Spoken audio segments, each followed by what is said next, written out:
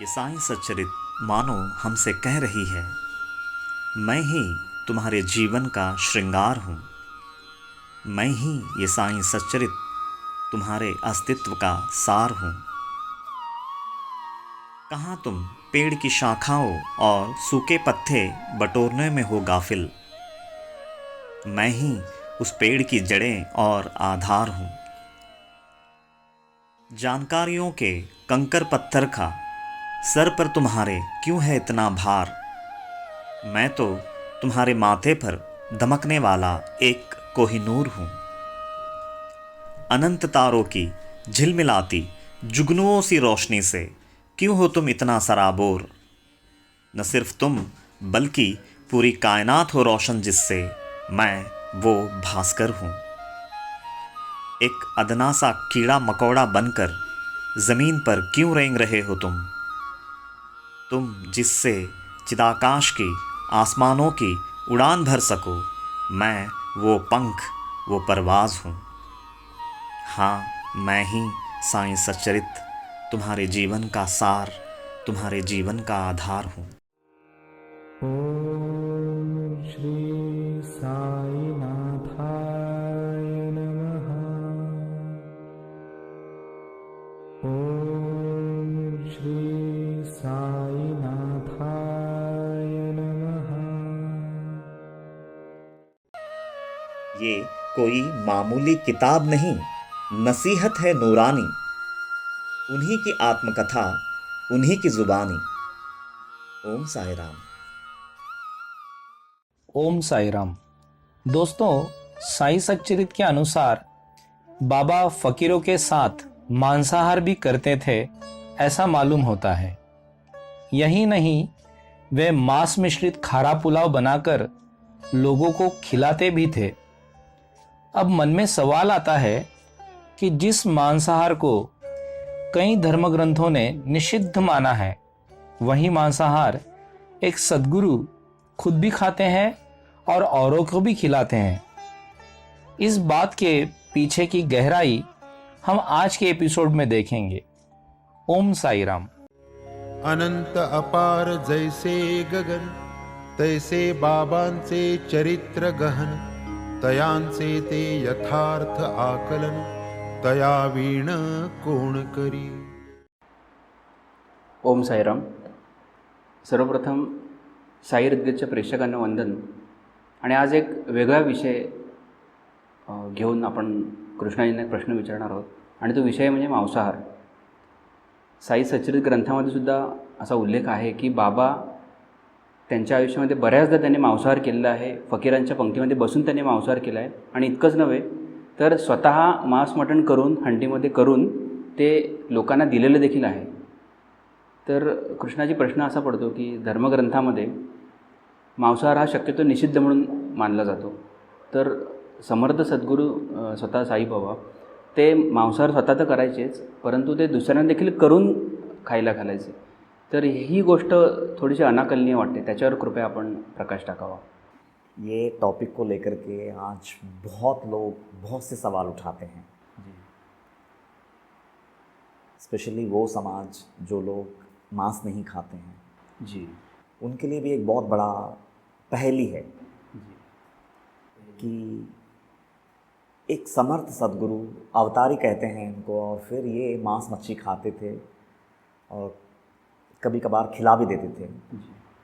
मैं है ना ये टॉपिक पे आने से पहले मैं कुछ पहले बातें क्लियर कर देता हूँ, तो शायद मेरे लिए आसान होगा क्लियर करना। अध्यात्म जो है ना वो दो तरह का होता है, एक थेरोटिकल अध्यात्म और एक प्रैक्टिकल अध्यात्म। जी, सबसे पहले क्लियर कर देता हूँ। थियोरटिकल अध्यात्म जैसे फॉर एग्जांपल नयनम चिंदन्ति शस्त्राणि नयनम दहति पावकः न चैनम क्लेदयन्त्यापो न शोषयति मारुतः।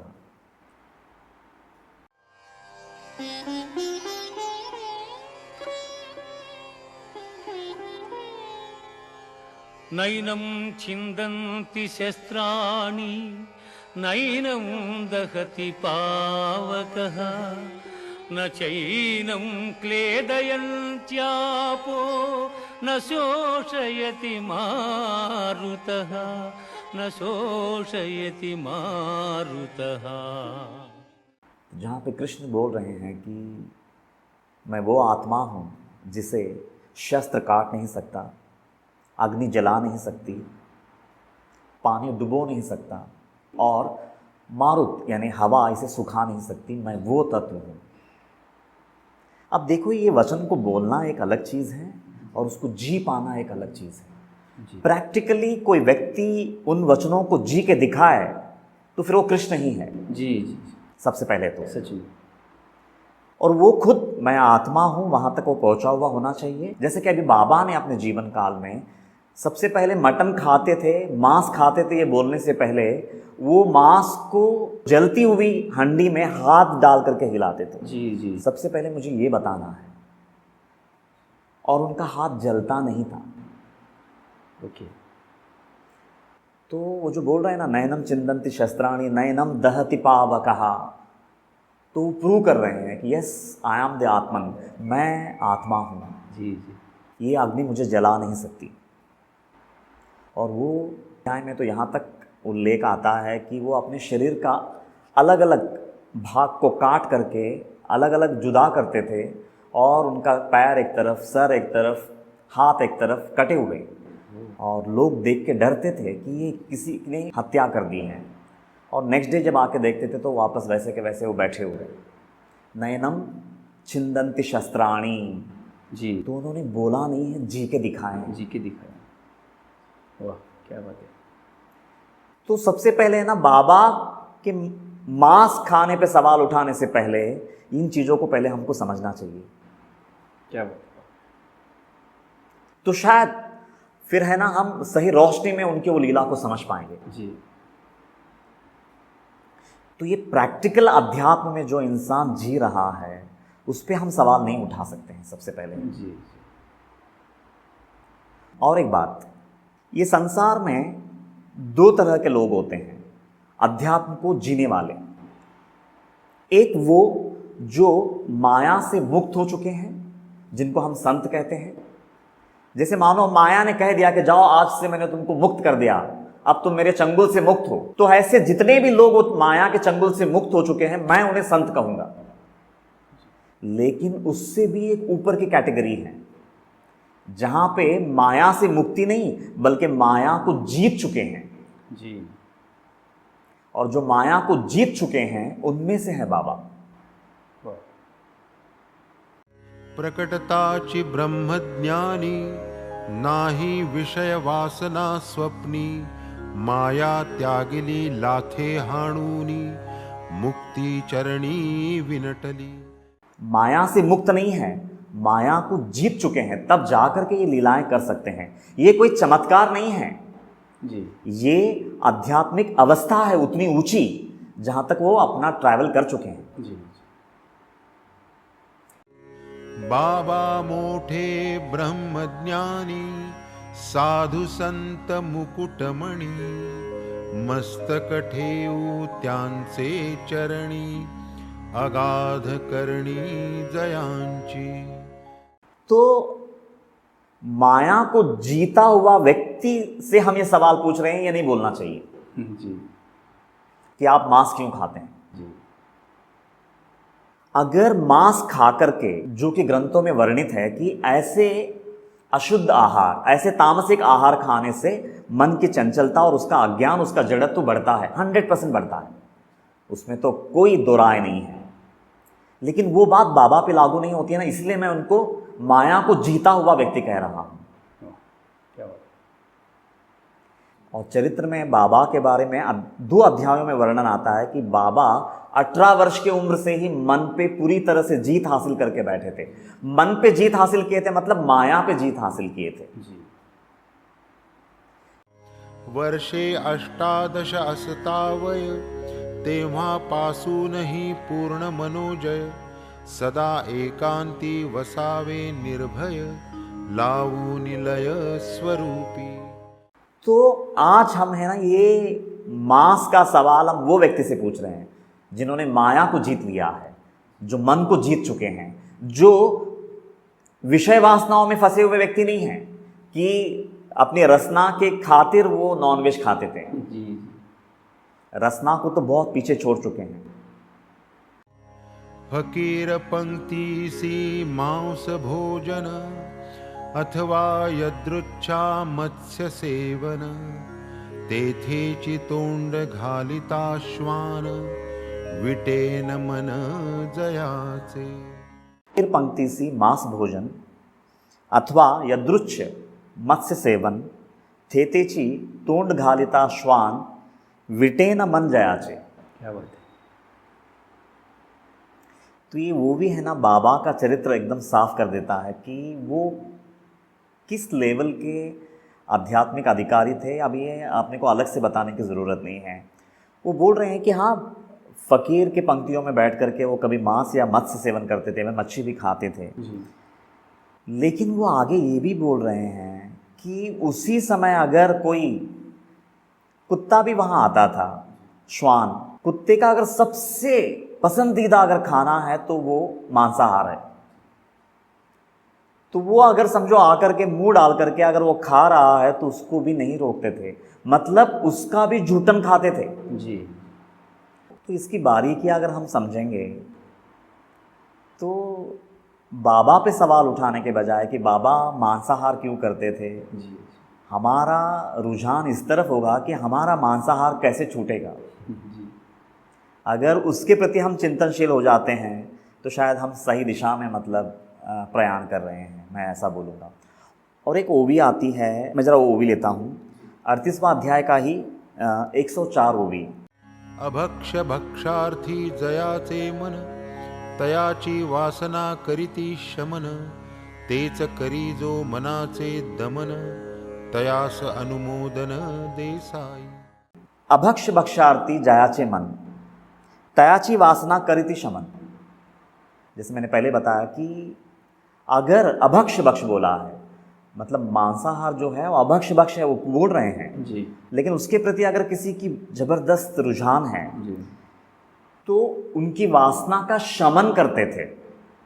वो वासना की पूर्ति नहीं करते थे, वो उनकी वासना को भड़काने का काम नहीं करते थे, बल्कि उसका शमन करते थे खिला करके. मतलब वापस वही बात आ गई कि अगर किसी बंदे को भंवर से निकालना है तो भंवर में चालांग लगाते थे. जी. और दूसरा तेज करी जो मनाचे दमन. जी. और लेकिन अगर किसी ने नहीं मुझे इन चीज़ों से निजात पानी है, ऐसा अगर किसी का दृढ़ संकल्प है तो उसके प्रति तो बाबा को जैसे मानो इसने मेरा काम आसान कर दिया ऐसा लेते थे. जी. जी.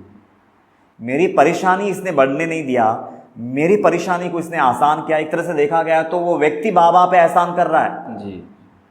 नॉनवेज से छूटने की भावना रख करके. ये क्लियर कह रहा है ना, तेज करी जो मनाचे दमन अनुमोदन देसाई. ऐसे इंसान के प्रति तो मानो जैसे वो एकदम प्रसन्नचित होकर के ये एहसास कराते थे कि तुमने मेरी परेशानी हल कर दी. मतलब जी. मुझे तेरे लिए भंवर में कूदने की ज़रूरत नहीं है. वो है बाबा. और हम उनसे सवाल पूछ रहे हैं कि आप मांस क्यों खाते थे. जी. आज जैसे कितने लोगों का अनुभव है कि हम पहले बहुत मांस खाते थे, लेकिन जैसे हमने बाबा की भक्ति शुरू की कि वो मांस कब छूट गया हमें पता तक नहीं चला. ऐसे अनगिनत लोगों का अनुभव है. जी. तो मन को जीते हुए व्यक्ति थे. इसको और पुष्टि देने के लिए ना मैं एक कहानी बताता हूँ विवेकानंद के जीवन से, तो शायद ज़्यादा साफ हो जाएगा. जी. एक बार कहते हैं कि अभी विवेकानंद नहीं हुए, वो नरेंद्रनाथ ही हैं. अपनी साधना की शुरुआती दिनों में जब वो रामकृष्ण से मिलने जाते थे, उनको ठाकुर बोलते थे. जी. तो एक बार रामकृष्ण जी बहुत से शिष्यों के बीच, नरेंद्र भी बैठा है, उनसे वो एक बात बोलते हैं कि भविष्य में तुम्हें इतना बड़ा काम करना है, शायद तुम पे ऐसी नौबत आ जाए कि तुमको नॉनवेज खाना पड़े. आज तुम नहीं खा रहे हो, लेकिन कल को तुमको खाना पड़े तो याद रखना, वक्त पड़े तो नॉनवेज भले ही खा लेना, लेकिन मैंने जो तुम्हें काम दिया है, जो मिशन दिया है ना, उसको पूरा करना. जी. मतलब वो रामकृष्ण भाप चुके थे कि ये आगे जा कर के अमेरिका जाएगा और वो उनके बीच में इसका रहन सहन होगा, तो मजबूरन इसको शायद नॉनवेज खाना पड़ेगा. तो वो पहले ही बता चुके थे जी. जी. कि तुम्हें शायद भविष्य में खाना पड़े तो भले ही खा लेना, लेकिन उस पर ध्यान मत देना, लेकिन मैं जिस मिशन के लिए तुम्हें भेजूंगा वहाँ पे वो मिशन पूरा करना. जी. तो वो मिशन क्या था वो तो आज हम सब जानते हैं, और उन्होंने कितनी कामयाबी के साथ वो अपने गुरु का वाक्य को निभाया वो भी जग जाहिर है। जी तो उस समय में जब उन्होंने वो वचन कहा नरेंद्र से, तो बाकी जो शिष्य बैठे थे मंडली, उनमें हलचल पैदा हो गई जी कि ठाकुर ये क्या कह दिया आपने, हम लोगों को तो आप बोलते हैं कि मांस का गंध से भी दूर रहना, और आप हमारे ही सामने ये बंदे को आप बोल रहे हैं कि कल को अगर तुमको मांस खाना पड़े तो खा लेना, उल्टा आप ही परमिशन दे रहे हैं। जी तो ये आपका ये रवैया हमारे समझ में नहीं आ रहा है। तो उस समय रामकृष्ण परमहंस जो आंसर देते हैं ना वो बहुत ही गहरा है।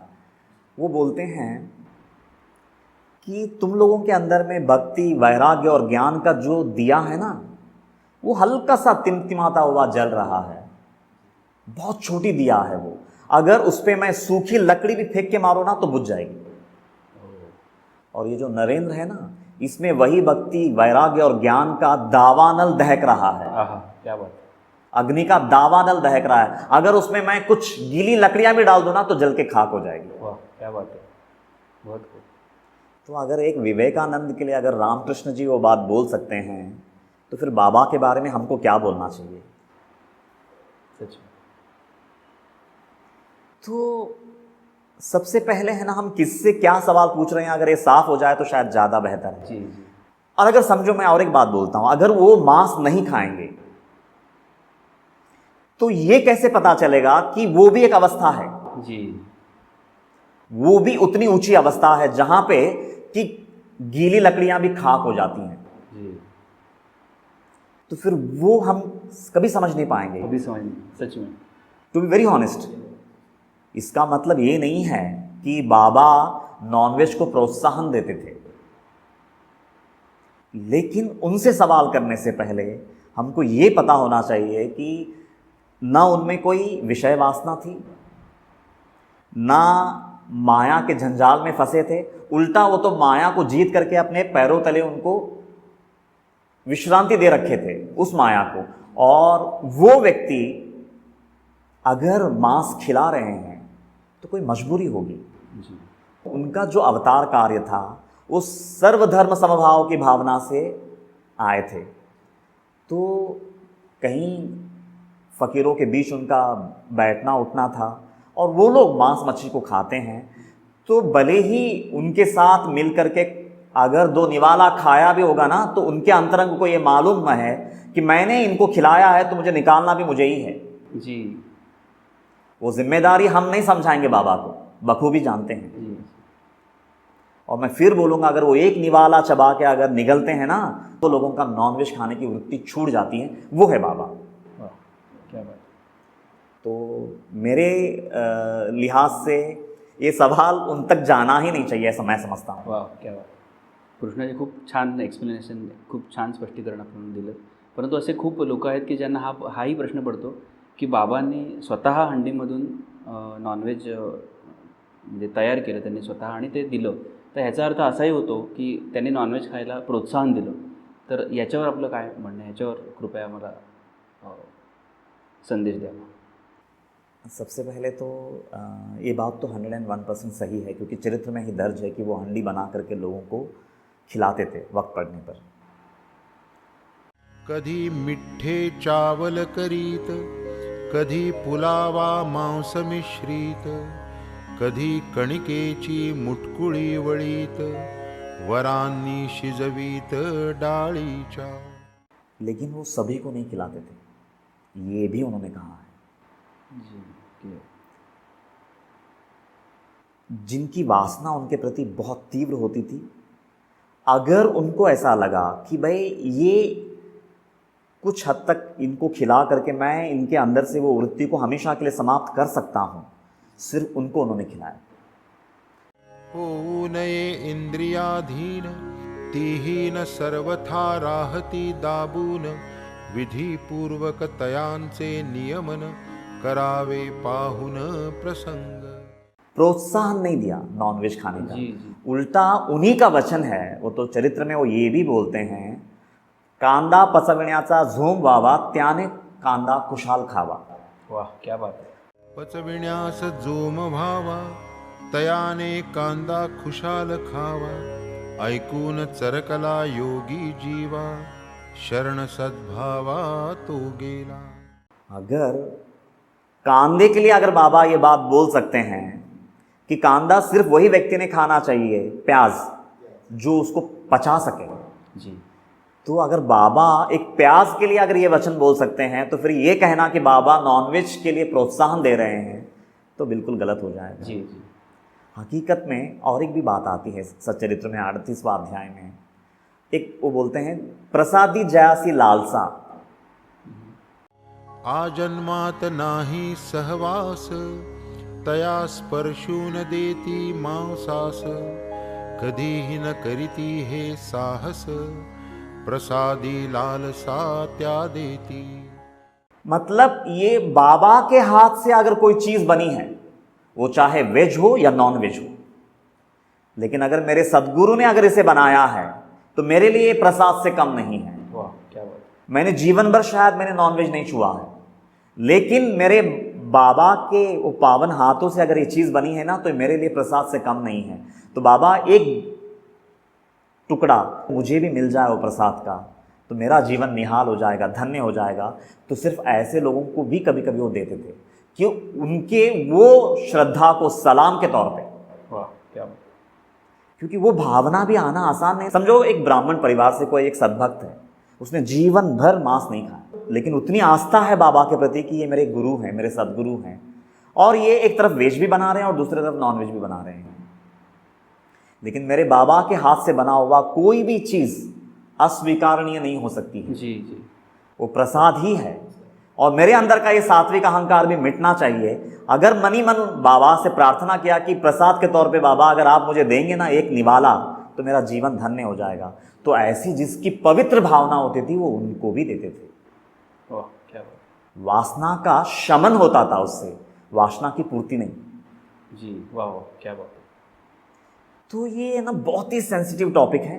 जी तो जितना बड़े दिल से हम इन चीज़ों को देखेंगे और बाबा के पॉइंट ऑफ व्यू से अगर हम इस चीज़ को समझना चाहेंगे तो कोई सवाल नहीं उठेंगे. जी लेकिन मैं ये बात जरूर बता दूं कि हर वो साधक जो आध्यात्मिक साधना में हैं, बाबा वो व्यक्ति को कभी भी नॉनवेज खाने की हिदायत नहीं देंगे. जी हंडीतील शिजलेले पदार्थ, घ्यावेत सर्वांनी सेवनार्थ, ऐसा दुराग्रह यत्किंचित, साई न धरीत केव्हाही. लेकिन जिनकी वासना बहुत तीव्र है, और जब तक मैं 4 निवाला उसको खिलाऊंगा नहीं तो मैं उसमें वो रोशनी नहीं भर सकूंगा, ऐसी मजबूरी है बाबा की, तो उनको खिलाया. जी जी वो भी कुछ अंतराल तक, लेकिन जीवन भर के लिए उसको हमेशा के लिए उससे छुड़ा देते हैं. जी तो वासना की पूर्ति नहीं, वासना का शमन के लिए खिलाते थे.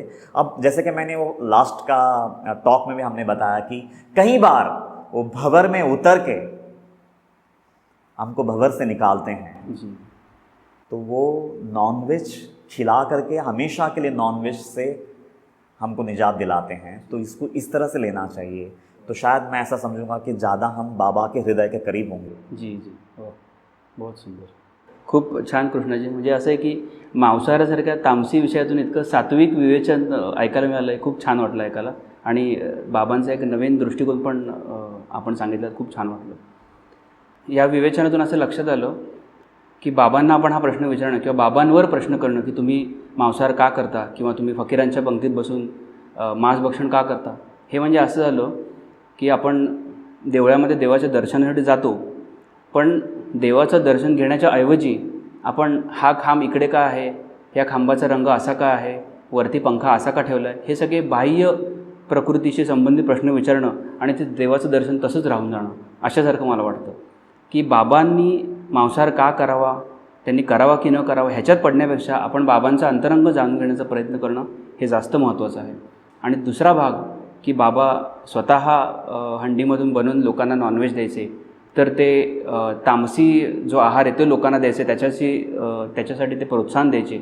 हे बोलणं म्हणजे असं झालं की समजा आता मला काही रोग आहे, मी एखाद्या डॉक्टरकडे गेलो आणि डॉक्टरने मला कडू औषध दिलं, तर औषधाची चव कडू आहे म्हणून मी त्या डॉक्टरला दोष देणं, पण ॲक्च्युली ते कडू औषध जे मला देत आहेत ते माझ्याच अंतरामध्ये जो दोष आहे, माझ्याच शरीरामध्ये जो काही रोग आहे त्याचा परिहार करण्याकरता ते औषध दिलेलं आहे. तर तसंच बाबांनी देखील मांसाहार आपल्याला खायला सांगितलं असेल त्यावेळेला, तर तो आपल्याच अंतरातील जे काही दोष आहेत, वासना आहेत, त्याचं शमन करण्यासाठी, तर पूर्ती करण्यासाठी नाही, जसं कृष्णाजी म्हणाले की वासना पूर्ती करण्यासाठी नाही तर वासना शमन करण्यासाठी आपल्याला दिलेलं असणार, हे निश्चित. खूप सुंदर कृष्णाजी. ओम साई राम. इस सच्चाई पर तो कोई दो राय नहीं कि जैसा अन्न वैसा मन, जैसी पानी वैसी वाणी. मांसाहार दो दोषों की जननी है, एक रसास्वाद, जबान की लज्जत, और दूसरा उससे भी बड़ा दोष, पशु हिंसा. एक लज्जत की चाह में हर इंसान इतने बड़े हिंसा का अपराधी बन जाता है, पर जिनका अवतार ही पूरी मानव जाति के दोषों को हरने के लिए हुआ है, उन्हें दोष दृष्टि से देखना किस हद तक लाजमी है. ज्ञान सूर्य के उस उजाले में ही जो अंधेरा देखने का हुनर रखता है, ऐसे दुर्भागी और कम नसीबों पर माया अपनी नजर रखती है. श्रद्धा के बुनियाद पर ही ये दो जहां का महल है बनाए, पर जिसकी श्रद्धा ही हिल जाए फिर उसे ये दोनों जहां में कौन बचाए. जो इंसान स्वयं अपने पूरे जीवन की बलि चढ़ाया हो, वो केवल रसास्वाद या लज्जत के लिए किसी पशु का बलि कैसे दे सकता है. और अंत में बाबा मांस क्यों खाते थे, इस पर क्यों हो इतना बवाल, बजाय इसके हम इस मांसाहार के दलदल से कैसे निकलेंगे, इस पर हो सवाल.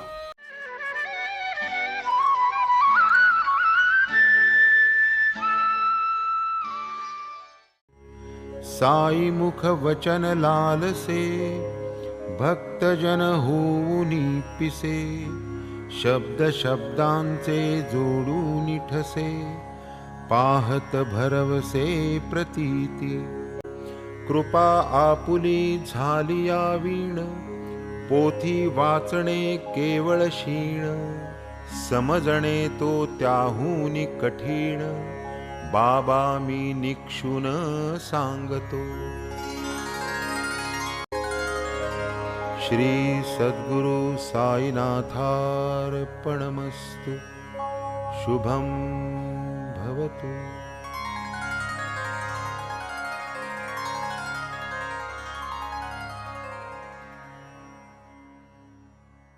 श्री सच्चिदानंद सद्गुरु साईनाथ महाराज